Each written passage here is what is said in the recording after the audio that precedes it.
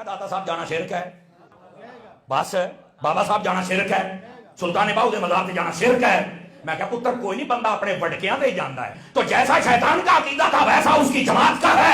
اہل سنت مبارک ہو تمہیں، کیونکہ معراج کی رات میرے نبی کا جب سفر شروع ہوا تو فرمایا پہلے میرے حبیب کو لے جاؤ حضرت موسیٰ کے مزار پر۔ تو میں نے کہا یہ کیا ہو رہا ہے بتائیے بھائی، اگر مزارات پہ جانا منع ہوتا تو میرے نبی، اٹھائیے مسلم اور بخاری احد والا چیپٹر اٹھائیے، میرے نبی کبھی بھی ہر سال احد کے شہیدوں پہ مزاروں پر نہ جاتے۔ اگر مزارات پہ جانا منع ہوتا بیٹا تو میرا نبی کبھی یہ نہ کہتا کہ قبرستان جایا کرو اور جا کے السلام علیکم یا اہل القبور کہا کرو، یہ میرے نبی کبھی نہ فرماتے۔ یہ تم نے عقیدہ کہاں سے گھڑ لیا مزاروں پر نہیں جانا؟ تم نے قرآن ہی پڑھا، اٹھاؤ 28واں پارہ، اللہ کیا فرماتا ہے؟ فرمایا قد یئسوا من الآخرۃ کما یئس الکفار من اصحاب القبور۔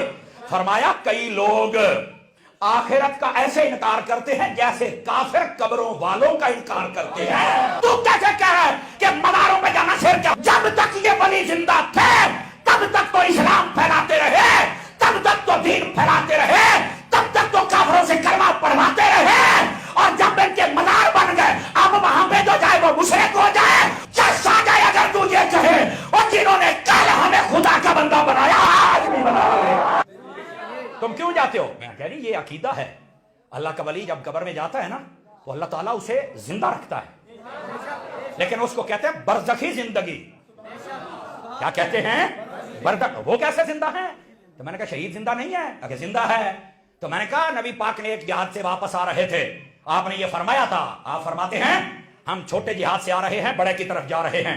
پوچھا کہ یا رسول اللہ یہ چھوٹا جہاد ہے جس میں تلواریں چلی، جس میں بازو کٹے، جس میں گردنیں کٹی، جس میں لوگ شہید ہوئے؟ فرمایا ہاں یہ چھوٹا ہے۔ فرمایا اس سے بڑا کون سا ہے؟ فرمایا جب بندہ اپنے نفس پر تلوار کو چلاتا ہے، اپنے آپ کے ساتھ جہاد کرتا ہے، یہ نفس کہتا ہے گناہ کر، ہم کہتے ہیں نہیں کریں گے، نفس کہتا ہے قتل کر، ہم کہتے ہیں نہیں کریں گے، یہ نفس کہتا ہے نمازیں چھوڑ، ہم کہتے ہیں نہیں چھوڑیں گے۔ فرمایا جب اپنے اندر کے کتے کے نال لڑنا ہے نا یہ بڑا جہاد ہے۔ اور میں نے کہا جو چھوٹے جہاد میں دنیا چھوڑ جائے اور رب اسے نہیں مرنے دیتا، جو بڑے جہاد میں مر جائے وہ ولی کیسے بول رہا ہے؟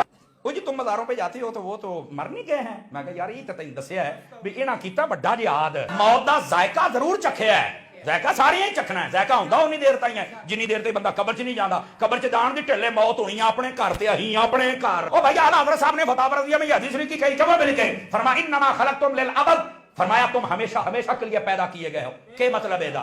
تو ترجمہ سمجھ آ جائے تو آج تو بعد سنیت والی لائن تو تسی نکل نہیں سکتے، میں پورے یقین نال کہنا حضور کا فیضان ہے، حضور کی حدیث ہے، یہ ساڈا کوئی کمال نہیں ہے۔ وہ کیسے؟